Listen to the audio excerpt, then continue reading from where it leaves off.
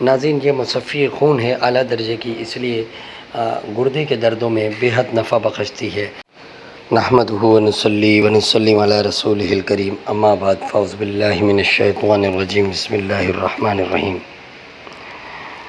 ہربلس کی جانب سے ڈاکٹر فہیم ہربلس آپ کو پروگرام میں خوش آمدید کہتے ہیں۔ السلام علیکم ورحمۃ اللہ وبرکاتہ۔ ناظرین آج جو ہم جڑی بوٹی آپ کے لیے لے کر حاضر ہوئے ہیں اسے برگ سونالو کہتے ہیں۔ برگ سونالو تقریباً 1 فٹ تک بڑا ہو جانے والا پودا ہے۔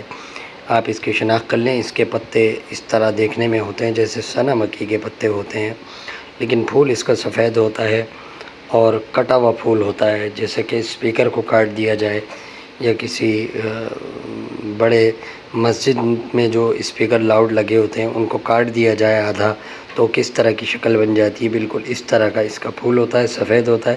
پھول سے بہت اچھی خوشبو ہوتی ہے، چھوٹی چھوٹی اس میں پھلیاں لگی ہوتی ہیں، سرپھوکے کے مانند اس میں پھلیاں بھی موجود ہوتی ہیں۔ ناظرین یہ بڑا ہی کارآمد پودا ہے۔ ناظرین اس سے قبل کہ میں آج کی جڑی بوٹی کا تفصیلی آپ سے تعارف کراؤں، میں یہ ضروری سمجھوں گا کہ ڈاکٹر فہیم ہربلس کی طبی خدمات سے آپ کو آگاہ کروں۔ آپ سوراب روڈ JDC آفس کے سامنے ہربل ہلز کلینک کرتے ہیں، دبئی کویت جدہ میں بھی کلینک کرتے ہیں۔ آپ مارننگ شو کرتے ہیں K21 اور GTV پر۔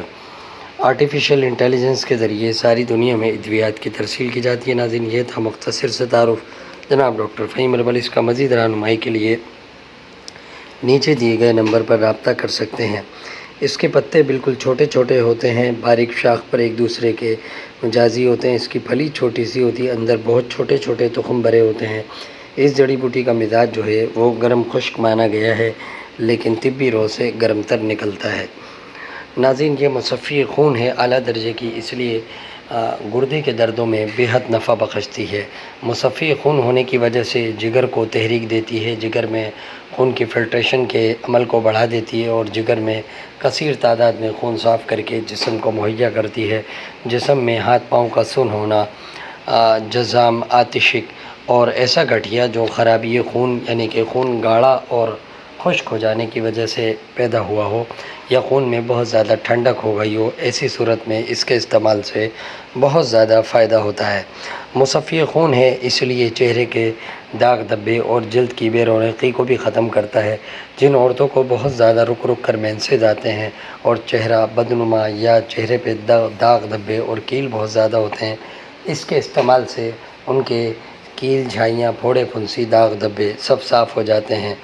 ناظرین یہ جڑی بوٹی پرانے زمانے میں جو بہت سی کریموں میں بھی ملائی جاتی تھی، اور ایک انگریزی بہت بڑی کمپنی جو 100 سال سے چل رہی ہے وہ اسے ایک خاص کریم میں بھی ملاتی ہے۔